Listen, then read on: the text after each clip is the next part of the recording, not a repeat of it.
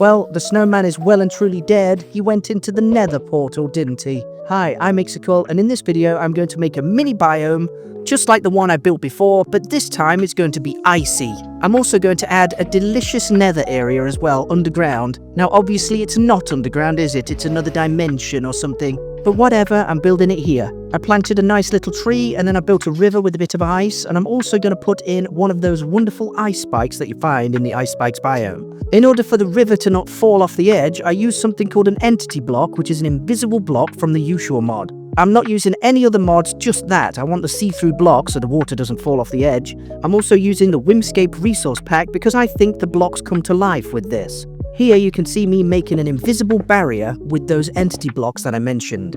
Once they're all in place, I can put in the water and nothing will fall off the edge, and it looks kind of cool. Once I've finished that, I'm going to add a bunch of snow around to make it look like it's been snowing, and then I'm going to build a nether portal with a couple of cheap corners because the person at the top wants to save the obsidian, don't they? Now I'm going to add a little snowman, and I'm going to try and pincer him in with some entity blocks, but it doesn't work. Then I'm going to add a salmon to this little lakey part and add a bit more things to the area. I want to add some torches and a chest. And then that's pretty much the top biome finished. So here I'm going to go into the search thing and search for a chest. Then grab myself some torches, just the standard ones, put them around the place to make it look like somebody's been here. That's the whole point, to make it look like it's been investigated, you know? Finally, I'll add some snow to the tree, and that's the top biome complete. Now let's work on the nether bit. I want to have 2, maybe 3 nether biomes here. The Nether Wastes, a bit of the Crimson Forest, a Warp Forest, and a little bit of Basalt Deltas, I guess. And maybe a little bit of the Soul Sand Valley. I don't have much space to work with. This is a 10 by 10 block. I've put the nether portal in the nether because this is in the nether. Then I try and grow one of those trees and it pops through the floor of the top biome. So I've got to go around and chop all that stuff up. It's an absolute disaster. I might need the water bucket too. Look at what's happened. Those things are in there. Let's try and remove that. I've made an absolute mess of this. Let's remove those entity blocks and hope this whole place doesn't go to ruin.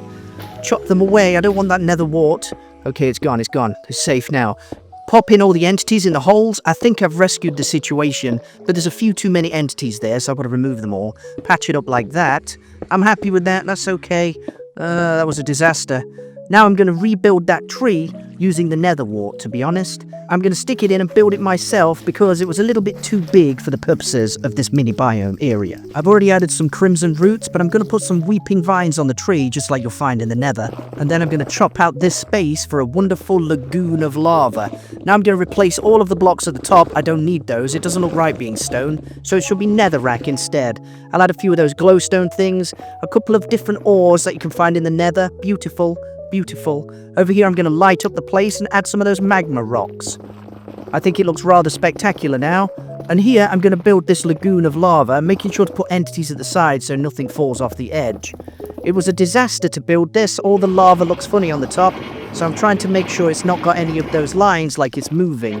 That was very difficult to do actually, but I did it in the end, or at least I tried to. What I decided to do eventually was basically block the whole thing in with nether quartz and then start again. Lava, as funny as it is, has exactly the same properties as water, so I popped in some glowstone at the top and then filled in the lava and then just deleted it, and it works. And once that little lake of lava's finished, it's time to move on to the warped forest. For the warped forest, I'm going to build roughly the same kind of thing with a hole down below.